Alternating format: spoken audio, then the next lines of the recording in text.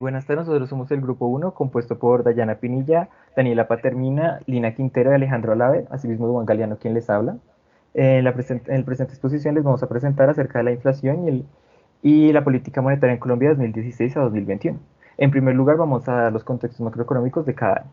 Para 2016 se destaca que en el tercer trimestre se aceleró y creció tan solo un 1.2%, lo cual se atribuye a la demanda interna que registró una caída sobre todo en el rubro de formación bruta de capital. Asimismo, el consumo privado se aceleró de manera generalizada, dado el aumento de la inflación y el endurecimiento del financiamiento. Para el año 2017, el tercer trimestre de la economía colombiana se aceleró frente a los registros de la mitad de año. Esto ya que hubo un crecimiento en el consumo principalmente impulsado por el gasto público, también gracias a un aumento en las exportaciones y una disminución en las importaciones. También se destaca el crecimiento de la agricultura y los servicios financieros. Durante el año 2018, en el tercer trimestre, la formación bruta de capital se expandió a un ritmo superior al previsto. Asimismo, las ramas de actividad presentaron crecimientos durante el tercer trimestre. Esto gracias a que a la demanda interna creció, sobre todo por la inversión en la construcción. Para el año 2019, el crecimiento de Colombia en 2019 se aumentó y se mantuvo en un 3.3% para 2020.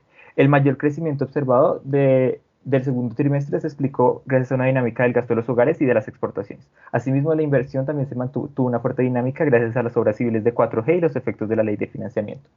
Para el año 2020, la fuerte caída proyectada por el COVID-19 se materializó en el segundo trimestre y también se ha visto reflejado en un fuerte deterioro del mercado laboral. Asimismo, hubo una caída del PIB del 7.6% a partir del segundo trimestre. Los niveles de productos se recuperarían de forma lenta gracias a la reapertura de la economía, que se favorecería gracias al gasto y a la mejora de la confianza de los hogares, representando una leve recuperación de la demanda. Por último, para 2020, de la fuerte caída económica del segundo trimestre de 2020, la recuperación se pronostica más vigorosa. Esta recuperación vendrá acompañada por caídas de la inflación total y básica.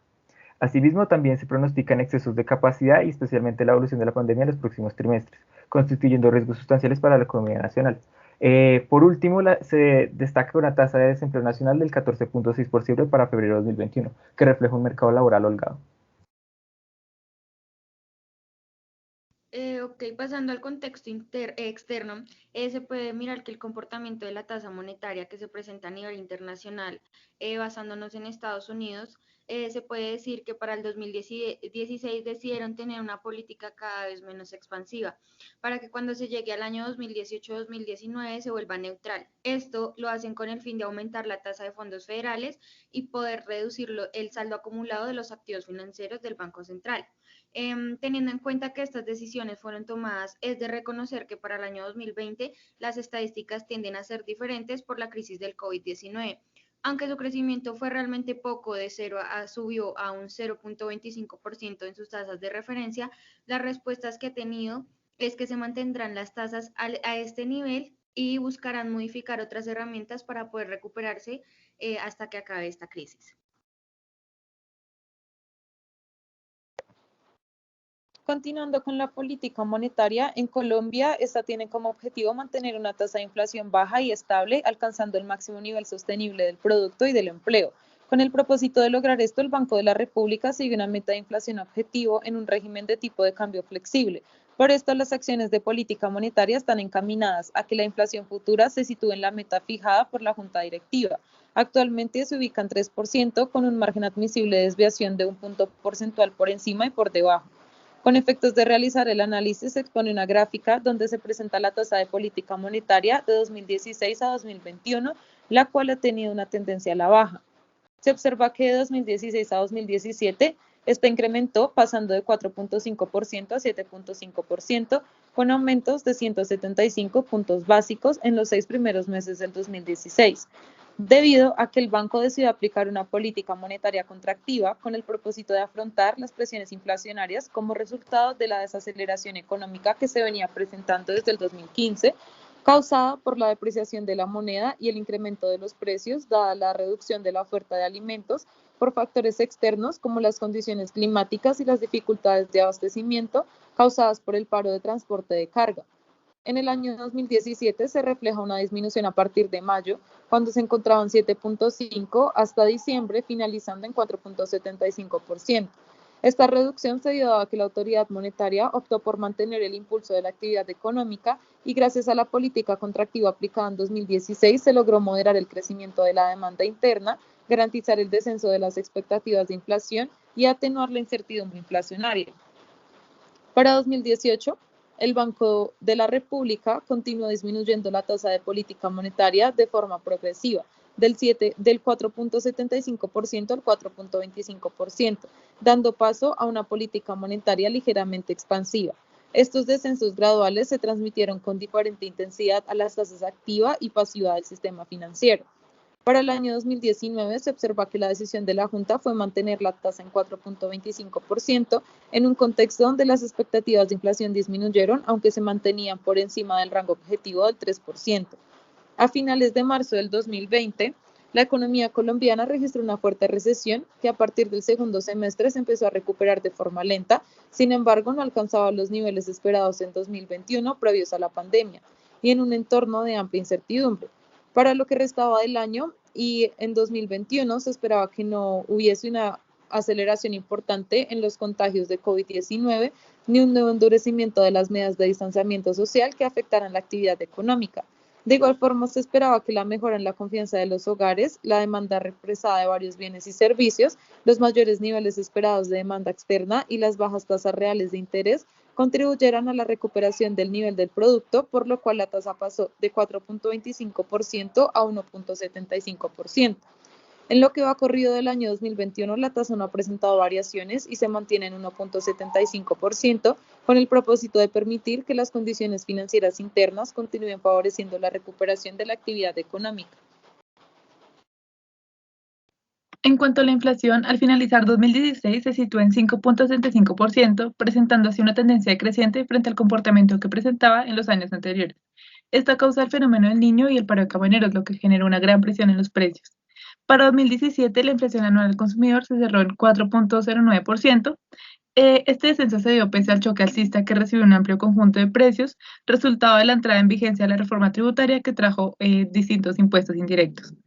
Cabe resaltar que este año fue el cuarto año consecutivo con la inflación por encima de la meta, lo cual se puede atribuir a la depreciación acumulada del peso que se venía presentando desde 2014. La inflación anual al consumidor terminó en 2018 en 3.18%, siendo levemente por encima de la inflación objetivo. Para 2019, esta aumentó en el tercer trimestre, acorde con lo pronosticado en los informes, puesto que para diciembre se sitúa en 3.82%.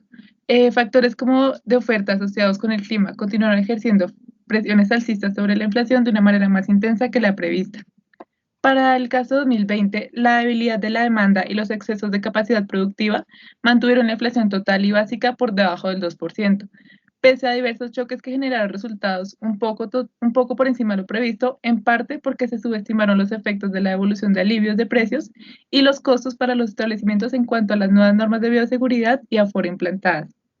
Todo esto, pese a la reapertura parcial de los mercados y la terminación del aislamiento social preventivo, se continúan ejerciendo importantes presiones bajistas sobre los precios.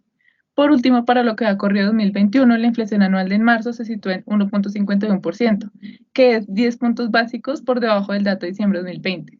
Este registro de marzo es el más bajo desde que existe la información consolidada y oficial para el agregado nacional, puesto que aunque la inflación anual es baja, el dato de marzo se situó por encima de lo previsto en el informe de enero. Bueno, siguiendo con la base monetaria, para Colombia está conformada en el efectivo en circulación, en poder del sector real y la reserva bancaria que corresponde al efectivo en caja del sistema financiero.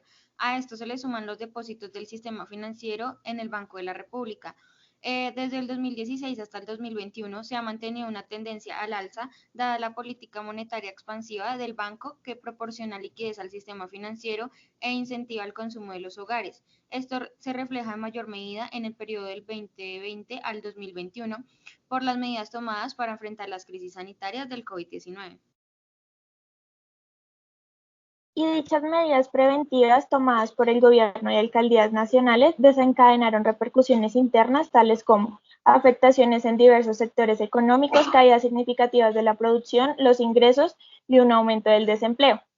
Tanto choques externos derivados de la coyuntura trajeron consigo también la caída de la demanda de las exportaciones, la tendencia marcada a la baja de los precios del petróleo y la salida de capitales de la economía colombiana debido a una mayor percepción de riesgo. Los diversos choques económicos que como consecuencia han generado grandes necesidades de liquidez y crédito han obligado a la toma de decisiones inmediatas que contrarresten dichos efectos. Con lo anterior, el Banco de la República, por medio de su junta directiva y el superintendente financiero, el 9 de marzo del año 2020 empezaron a analizar tanto el contexto para solventar la crisis económica que perdura hasta el día de hoy. El aumento de 3 billones de pesos para ampliar los cupos de subastas en operaciones repo con la finalidad de financiar la creciente necesidad de liquidez respaldada a través de títulos públicos fue su primera decisión. El monitoreo de la dinámica del mercado. Tras lo anterior, se determinó el aumento, pero esta vez de operaciones repo, en subasta de 2 billones de pesos en títulos privados, decisión que la Junta Directiva señala como medida que refuerzan los mercados financieros tanto en pesos como en dólares, además de facilitar los flujos de recursos suficientes de crédito y un buen funcionamiento del sistema de pagos. Es importante resaltar que todo esto se logró ampliando el conjunto de entidades que tienen acceso a la subasta, autorizando también a aseguradoras a participar en las mismas, la extensión del acceso a fondos administrativos por medio de sociedades fiduciarias, comisionistas de bolsas y administradoras de inversión.